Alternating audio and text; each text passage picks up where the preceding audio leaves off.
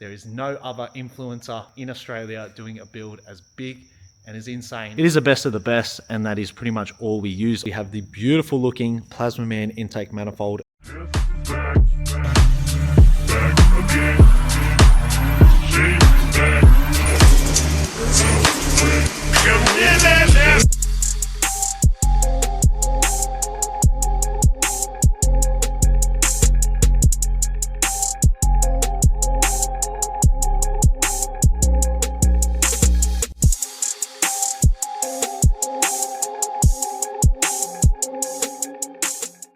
What's going on, guys? It is your boy Mitch here from GAMBIN.BUILDS, and as you can see to my right, we finally have the 2000 horsepower rated 427 cubic inch Pro Series LS dart block build that I've been yapping on about for about a year and a half now. So it is finally here, it's finally done. A little bit of weight off my shoulders, still plenty of work to be done, but it's here now, it exists, it's a real thing. You guys can see it, and in this video, we're gonna go over the engine itself, everything that was done to it, and run you guys through the whole build series from a block to as you see it right now. Unfortunately, I could not structure this video the way that I usually do and would have truly have liked to, due to monetization issues, as there was music playing in the background of most of the clips, and your boy is monetized now. So thought I'd play it safe, do it a little bit different to how I usually do, but I promise from now on in, it's all going to be nice and easy videos, back to the vlogging style and how I really would have liked this one, but unfortunately didn't work out that way. Now, for the people that are new here, the VY Clubsport behind me originally had a 5.7 litre LS1. It was bone stock. I'd built a 383 stroker for it, NA, and after 3,000 Ks, unfortunately, blew the motor. So we thought, you know, we're going to go bigger and better from here on, and we decided to go with the turbo route. Now, we were going to rebuild the 383, turbo it, and it was only going to be good for about 800 horsepower. We wanted a little bit more and a little bit more wiggle room to go bigger down the track. So we ended up purchasing a LQ9 iron block, which is a 6 litre block from the States, LS block. Got that, pretty much got it all checked and got a price on machining and whatnot. And the difference between that and the 427 cubic inch dart block was only about $1,500. Now, when you're spending crazy money like I have, and stupid, ridiculous money, what's another $1,500 for something that's proper, new, and much better all round? So we ended up going with the 427 cubic inch dart block. We got that, sent it to the machine shop. It then consists of getting tunnel boring, all checked over because they do not come perfect out of the box. Also got the firings done, and got the Torrington done as well. Now, that was on the crankshaft and on the block itself. That just stops the converter pushing the crankshaft pressure forward and puts a little bearing there to help with big power build. So went and did that, got the block back, and then it was finally time to start assembling. So without further ado, let's get into the first part of the dart build.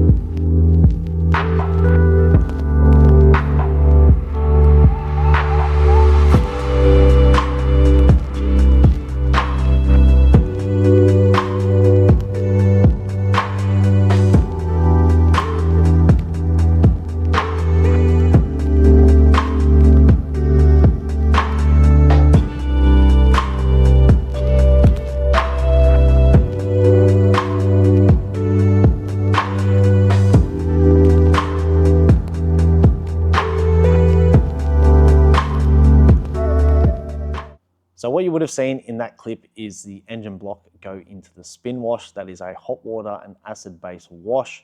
Once it is out of there, it goes onto the engine stand and then gets blown out with compressed air.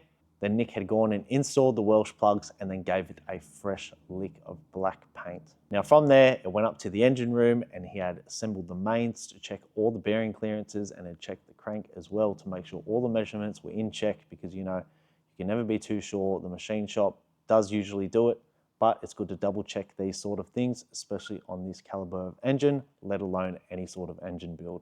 Then once he had the green light for all of that and he was happy with it, he could then move on to the con rods, checking the bearing clearances on the con rods themselves and checking the bolts for stretch as well.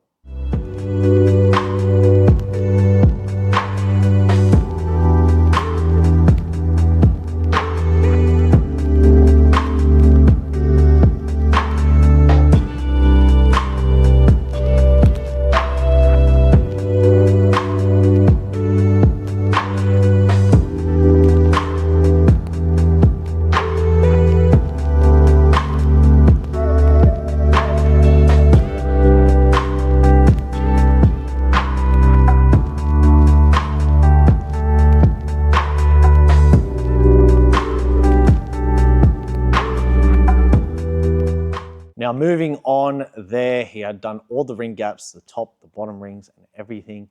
Checked them all with a feeler gauge, got them all right. I'm not going to specify any sort of ring gaps because the internet is a little bit too opinionated on what people do. So we kind of just left that out of the video, but they are to suit this setup 110%. The people that know will know, but like I said, if I put it on the internet, we'll have the naysayers and the haters trying to tell us otherwise and how it's wrong and it's going to blow up and all that jazz. That's just the beauty of the internet, but that was all done there in that clip.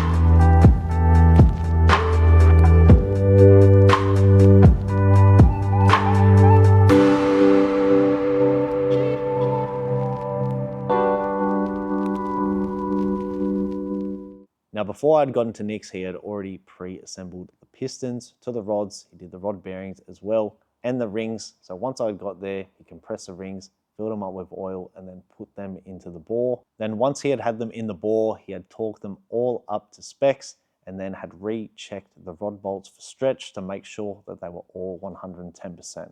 He had chucked in the BTR camshaft as well while I wasn't there, put on the cam plate, the cam gear, the double row timing chain, and had dialed in the camshaft and also fit in all the grub screws for the oil and water galleries. And then it was time to install the expensive ass Johnson lifters.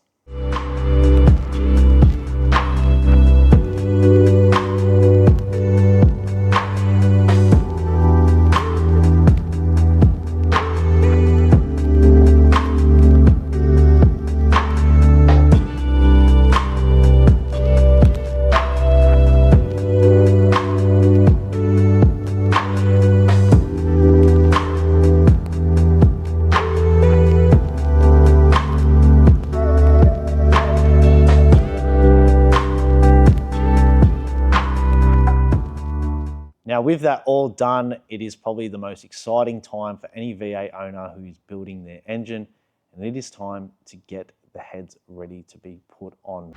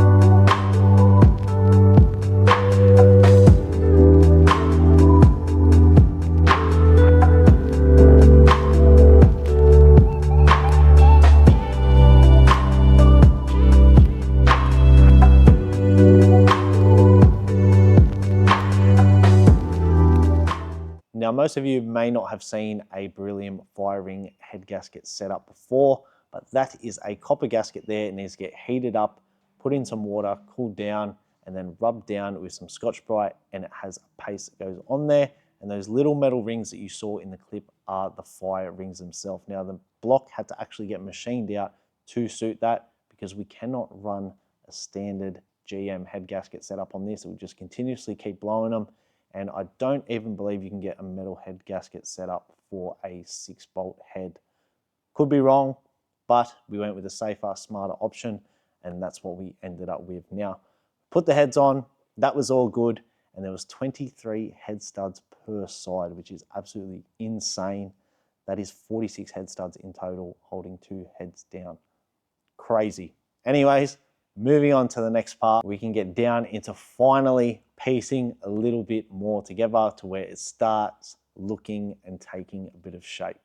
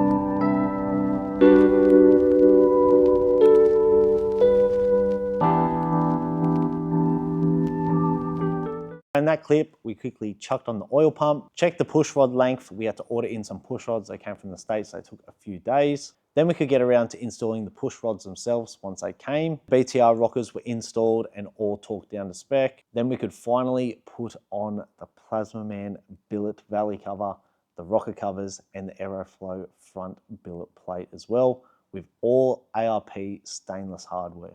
Now comes the best part, the final assembly to where the engine is complete and takes shape.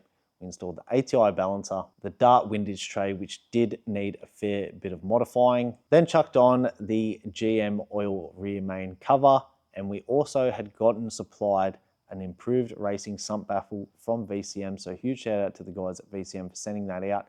And then we could finally get around to installing the sump and tying this motor all up.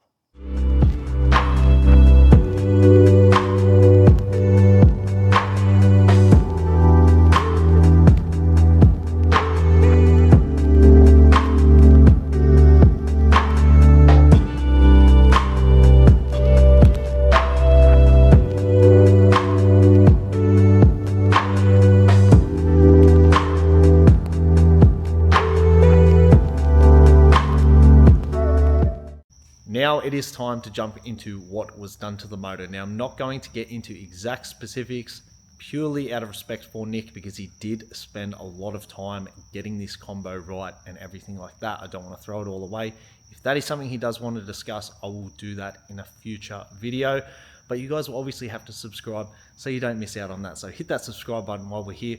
But I'm going to flip the camera and we're going to run over what was done. Starting off with the most obvious, we have the beautiful looking Plasmaman intake manifold and Plasmaman rocker covers and valley plate to match. This is absolutely stunning. He did want to go with a BTR one, but I wanted something that was going to make this engine look proper and pretty much give it what it deserves. This whole setup is crazy and you need some crazy looking covers. I know they cost me an arm and a leg and I don't honestly regret it at all. It looks stunning. Nothing comes anywhere near as good as this. The Sean's Alloys ones, they're pretty close, but I still feel like this has a much cleaner look. But moving on, inside of the motor, we do have the BTR rockers. Unsure of the push rods, but we do have the Johnson lifters. They burn a massive hole in my pocket as well, but it is needed on a serious motor like this. Now moving on down, we have the LS3 style custom heads. They're a 6-bolt head. As you can see, there is plenty of head studs, and you would have seen in the video, 23 on each side to be exact. So 46 head studs in total. Absolutely insane. And another thing that is absolutely insane is the size of the valves on this thing. They're honestly like a tennis ball. It is crazy. I haven't seen anything like it. Like stated in the video, brilliant firing setup. We've got some JE coated pistons, boost line rods, Dart forged crank, a BTR camshaft inside of the 427 cubic inch Pro Series LS Dart block. Now Dart is the bee's knees for engine blocks. This is used in massive builds like this one itself. So it is the best of the best, and that is pretty much all we use on this setup, except what people would say is with the Aeroflow products I've used on this. Now we've used the Aeroflow sump on it and the Aeroflow front cover. Now the sump, we only got this because it already has the return lines done in the sump. So made it a lot easier. The engine management system on this car, if it picks up any sort of little minor oil pressure drop, it will cut the car, because we are using the Haltech Elite 2500 setup and getting a whole lot of inputs and sensors wired up. That's why when this car is got everything in, the fuel lines plumbed up and all that, it is going to Haltech to get wired up. So if anything goes the slightest bit south, it will cut the car and it will save the motor. So like stated, Aeroflow front cover. We did try and get another cover. Not too sure what happened, but this is all we could get at the time, and there's other ones out there, but if anything happens, then we can always change it out. It's simple. We've got the GM gasket there and the ARP bolts, so it should be fine seal-wise. The ATI crank balancer there as well, the timing pointer, which isn't really a biggie or anything like that, and the big Pro Mod 88mm turbo, that we will dive into that a little bit more in future videos, and the ceramic coat setup for the custom turbo setup. Now, we also do have for this a 2000 horsepower rated fully reed case, the whole catalog thrown at it, turbo 400. Now this thing is to withstand 2000 horsepower as well as my whole drive line and the Ford 9-inch that you would have seen in the start of the video in the back of this thing. So guys, if you haven't hit that subscribe button already, I don't know what the hell you're doing. There is no other influencer on social media in Australia doing a build as big and as insane as this one here. As you can see, it means business, and that is exactly what we are going to do. Now, I do want to give a massive shout out to Nick from Blakehurst Auto Repairs. He's an absolute legend. Helped me out with the motor, building the motor, getting everything for it, the combination, the gearbox, and everything else. He has literally done so much for this car, for myself, and for the FG as well. Cannot thank him enough. So Nick, I know you're probably seeing this. Thank you so much for everything. I really do appreciate it. All the time and effort you go for me, above and beyond. You know, it's insane. Not a lot of people will do the things you have done or give people the opportunities that you have given me as well. So huge shout out to Nick. If you need any work done, especially barra related, hit him up, because he is the barra king and the barra man himself. So guys, we're going to leave the video here, but like I said, make sure you subscribe, because the next few episodes on this are going to be absolutely wild, and this car is going to be one insane build. So make sure you follow along, like, comment, subscribe, put post notifications on, and as always, I guess we'll catch you in the next one.